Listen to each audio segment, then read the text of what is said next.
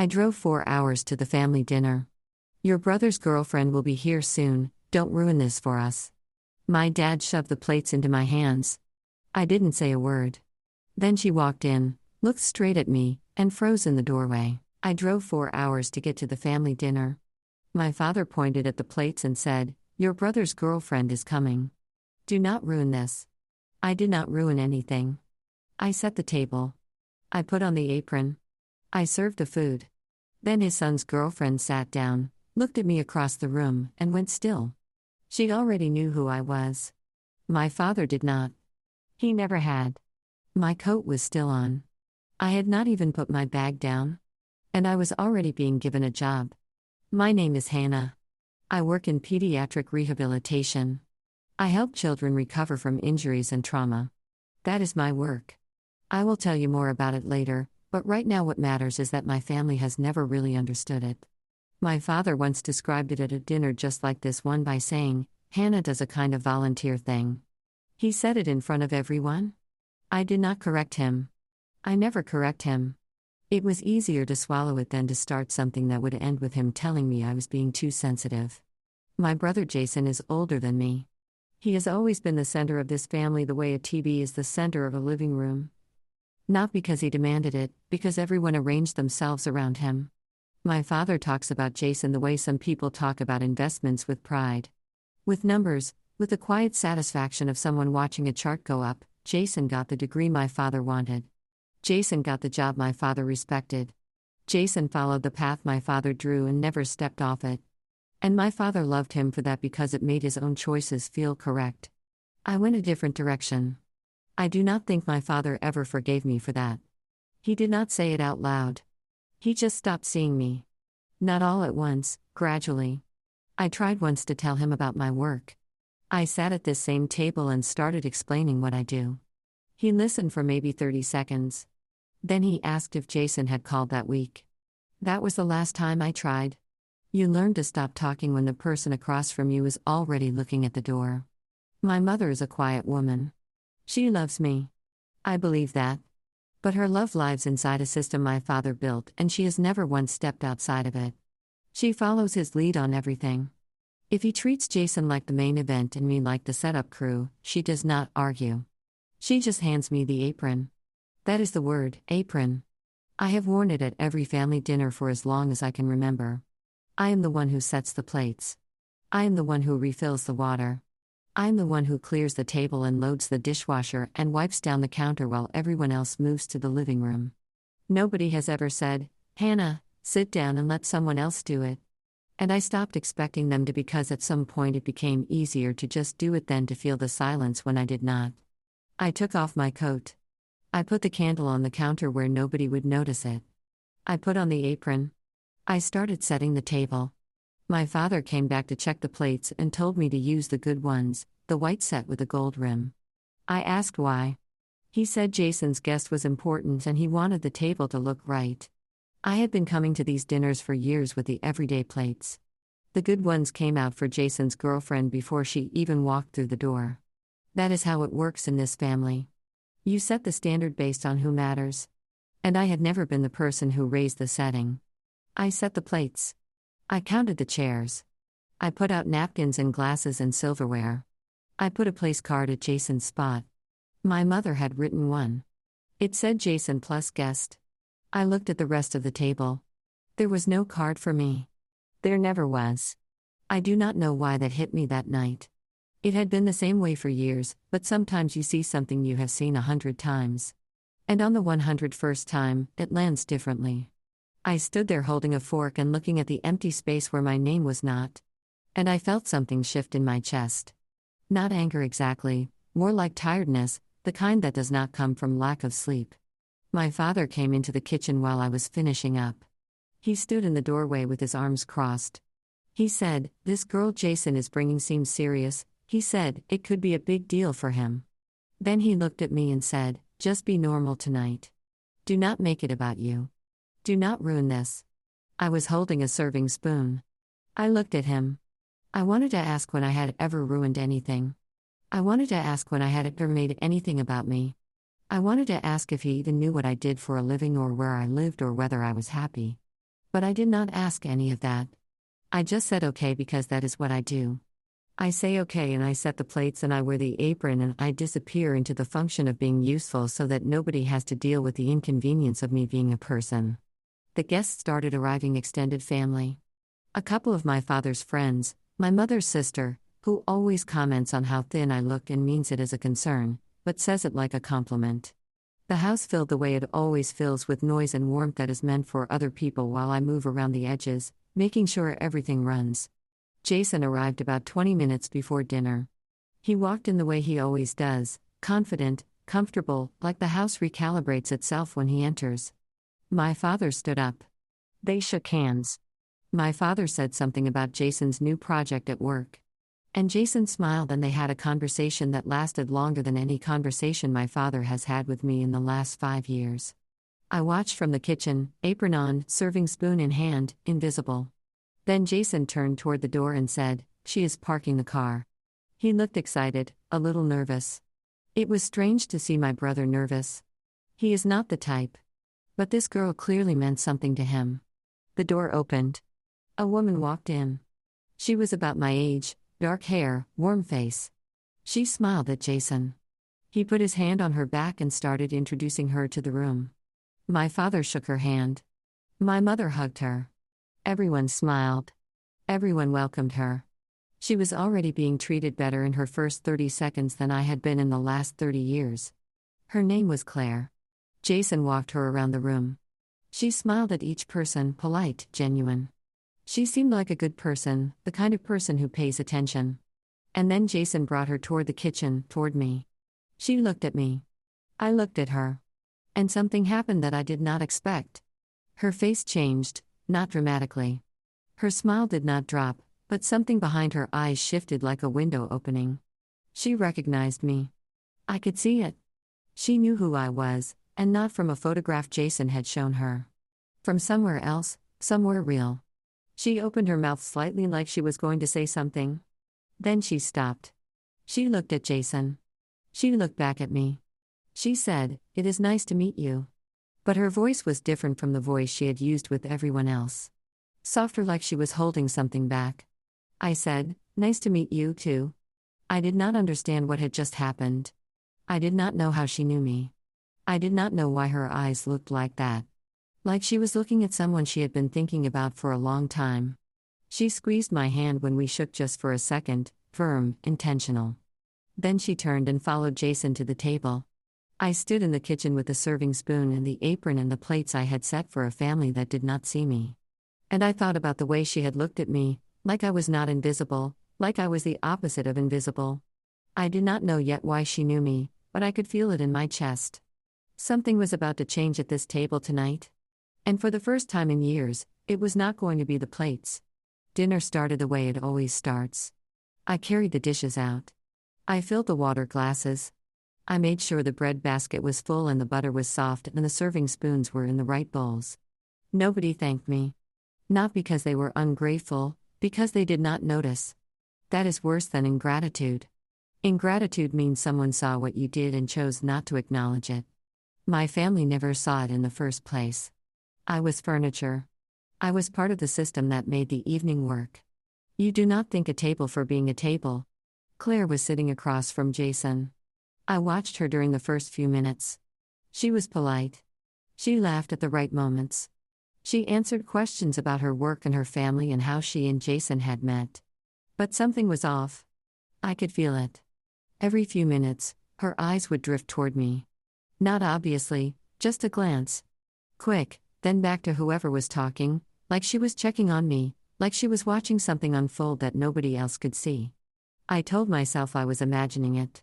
I sat down at the far end of the table near the kitchen because that is where I always sit, close to the door so I can get up quickly when something needs refilling.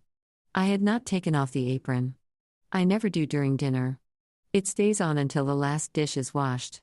Someone asked me what I do for work. I do not remember who.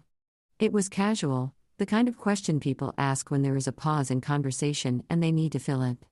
I opened my mouth to answer. My father got there first. He said Hannah does a kind of volunteer work. He said it with a small smile. The smile people use when they are being generous about something they do not respect.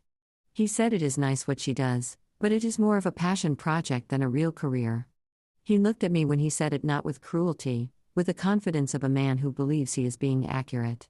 I did not correct him. I stopped correcting him years ago. My work did not exist in his world. And fighting to make it exist took more energy than I had left after setting all the plates. I looked down at my food. I moved something around with my fork. I could feel Claire watching me. Her jaw was tight. I noticed it because it was the only face at that table that was reacting to what had just happened. Everyone else had moved on. My father's description of my career had lasted about 8 seconds and the conversation had already shifted to something else. 8 seconds. That is how long it takes to erase someone at a dinner table. A few minutes later, someone mentioned Jason's promotion. My father sat up straighter. He talked about Jason's company, the growth, the trajectory. He used words like impressive and self-made, and I watched him light up the way he lights up whenever Jason's name is attached to a success. Then someone said, "You must be proud of both your kids." A normal thing to say. A polite thing. A thing that assumes a father sees both of his children. My father paused. He said, "Jason has really carved out his own path." Then he looked at me and said, "Hannah is doing her own thing too. In her own way. In her own way." 4 words. Gentle enough to sound supportive. Specific enough to mean less than. Claire put her fork down. I heard it. The small sound of metal on porcelain. She was looking at my father, not with anger, with something I could not name at first. Later I realized it was disbelief.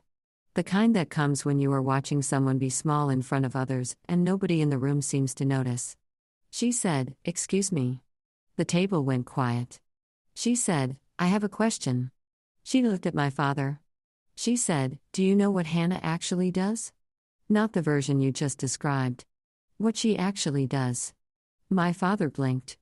He started to say something. She did not wait. She said, "I know what she does." Her voice was steady, but I could see her hands were not. She was gripping the edge of the table. She said, "I know because she," and then she stopped. She closed her eyes for a second, started again. She said, "My sister almost lost the ability to walk." She looked at Jason and said, "That is actually how we met." Lily was in rehab at the same clinic connected to the hospital where Jason works. I was there every week picking up my sister. That is how I found Jason. And that is how I already knew Hannah before tonight. The room went very quiet. She said Lily was in an accident. She was just a kid, 7 years old. She could not walk. The doctors were not sure she would again. Claire pressed her lips together. She was trying to hold it together and I could see it was costing her everything. She said Hannah came every day for months. She said my sister screamed and threw things and refused to do the exercises and Hannah sat on the floor with her every single time. She paused. She said, "I am sorry." She wiped her eye with the back of her hand. Then she said the day Lily took her first steps after the accident, she did not walk toward me. She did not walk toward my mother. She went straight to Hannah. Claire's voice broke on that last part. She did not try to fix it. She looked at my father. She was not calm anymore. She said, "I have sat here all evening and listened to you." She stopped, took a breath, started again. "I have listened to you talk about your son like he is the only child you raised and then talk about your daughter like I do not even know what to call it. Like she does not count," she said. "This woman spent months on a floor with my 7-year-old sister teaching her how to walk again. And you just called it volunteering? You do not know what she does. You never asked." Nobody moved. My hands were in my lap, and I was gripping my own fingers so hard they were white.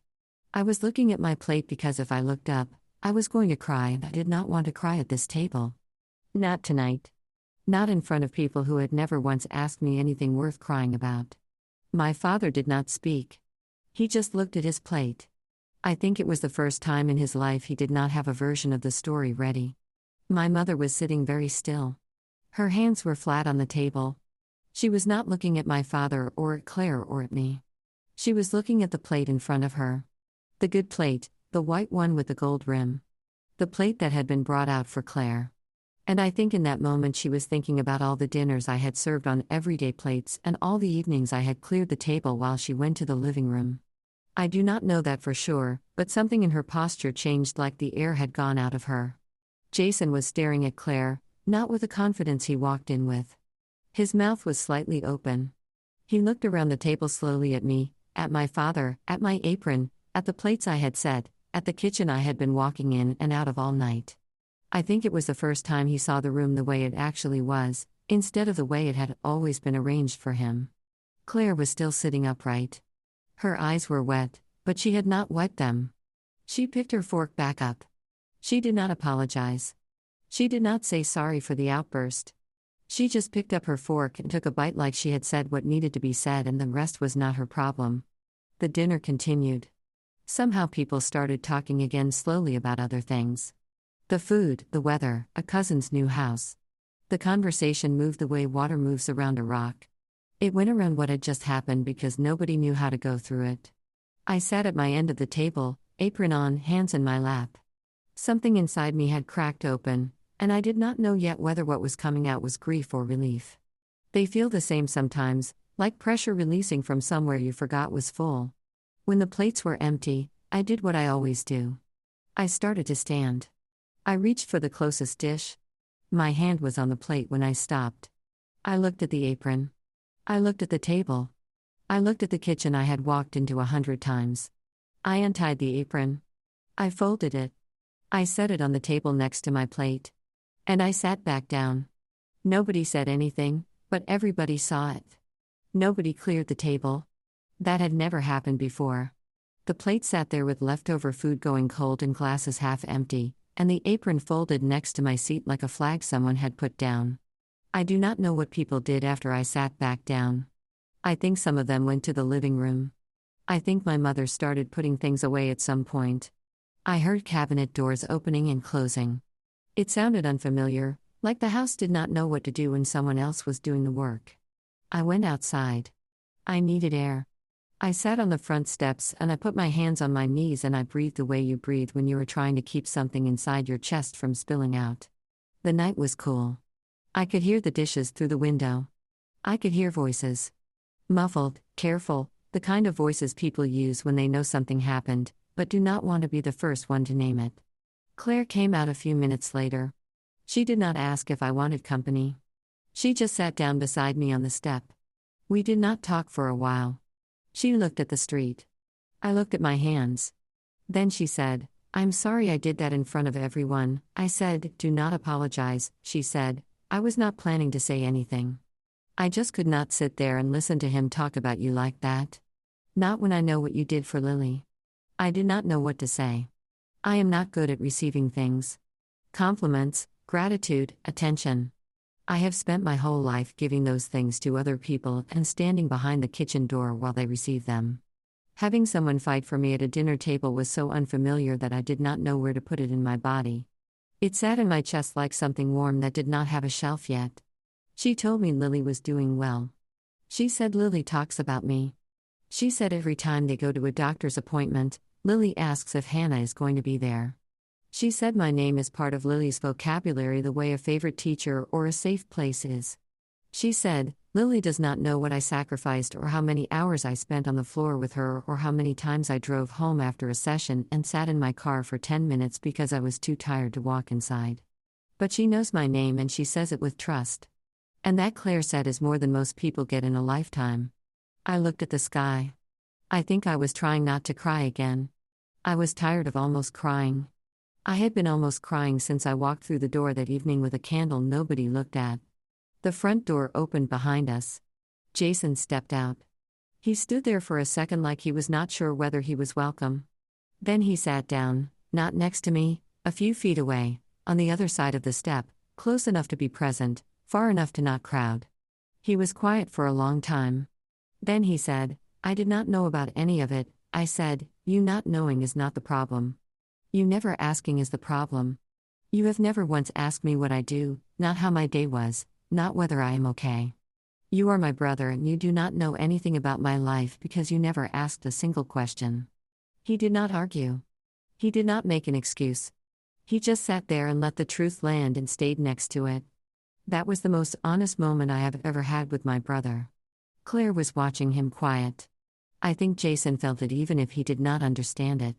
We sat on those steps for maybe 20 minutes. Nobody tried to wrap it up. Nobody said a speech. We just sat there with the night air and the sound of someone else doing dishes and the weight of a family dinner that had finally told the truth. I left around 10 o'clock.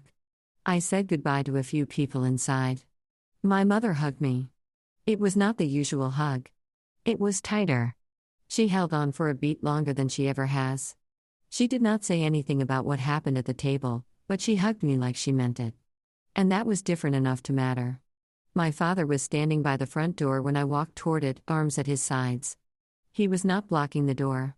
He was just standing near it like he had something he wanted to say, but his mouth and his brain were not cooperating. I stopped. I looked at him. His jaw moved. Nothing came out. Then he said, "Drive safe." 2 words, not an apology, not an acknowledgement. Just drive safe. But his voice was different, softer than I had ever heard it. Like the words were carrying more than they were designed to hold. I walked to my car. I did not look back. Not because I was angry, because I had been looking back at that house for 30 years, hoping someone would come to the door and really see me. And tonight, someone finally had. It just was not anyone I expected. Weeks went by. Claire and I started talking. Not about the dinner, about Lily, about her progress. She sent me a photo one afternoon. Lily on a swing, smiling. I stared at that photo for a long time. Then my father sent me a message. I almost did not open it. I stared at his name on my screen for a full minute before I tapped it. It was short. It said Claire told me about Lily. That was it. No apology. No, I was wrong. No, I should have known. Just the girl's name, Lily. The man who called my work volunteer work had written the name of the child whose life I helped rebuild. He did not say he was proud. He did not say he understood, but he wrote her name. And for a man who had never once asked what I do, writing the name of someone I helped was the furthest he had ever walked in my direction. I did not reply right away. I thought about all the dinners, all the plates, all the aprons. And then I thought about the fact that he had typed 4 words about a little girl he had never met and sent them to the daughter he had never seen. It was not enough. But it was the first thing he had ever given me that was not a job. A few weeks later, Claire invited me to her parents' house. She said Lily had been asking about me. She said Lily had something she wanted to show me. I said, okay. I drove over on a Saturday morning. I parked on the street. I walked up the driveway. The front door was open. I could see into the hallway. Then I saw her. Lily appeared in the doorway. She was standing on her own. No wall, no rail, no hand holding her up. Just a 7-year-old girl standing on 2 legs that doctors were not sure would carry her again. She saw me. Her face opened up the way children's faces do when they see someone they trust. And then she did something that I will carry with me for the rest of my life. She walked toward me, not fast, careful, 1 step at a time. The way she had practiced hundreds of times on the floor with me beside her. Each step was deliberate and a little unsteady and absolutely hers. She walked down the hallway. She walked through the door. She walked across the porch. And when she reached me, she put her arms around my legs and held on. I dropped to my knees, I held her. I could feel her heart beating against my chest and her small hands gripping my shirt. She smelled like soap and outside and something sweet I could not place. I held on to her, everything I had carried for 30 years. Every plate, every apron, every time I was not seen went quiet. Not gone, just quiet. Because this child saw me. This child walked toward me on legs she rebuilt with my help. And she said my name like it was the safest word she knew. Claire was standing inside the door. She was crying. I was crying, too. I was on my knees on a porch holding a little girl who not long ago could barely stand on her own. And now she had just walked to me like I was home. My father called my work volunteering. He said I was doing my own thing in my own way. He said, do not ruin this. This is what I do. I get on the floor with kids who are scared and I stay there until they are not scared anymore. I show up when no one else does. I hold on when people let go. And sometimes if I am lucky, one of them walks toward me on their own 2 feet. And that is worth more than anything I have ever been handed at a dinner table. Some people spend their whole lives setting the table for a family that never sees them. If that is you, I want you to hear this. The people who see you might not share your last name. They might not sit at your table. They might be small enough to hold in your arms, but they see you. And sometimes they walk toward you one careful step at a time. And that is worth more than in any plate you have ever set.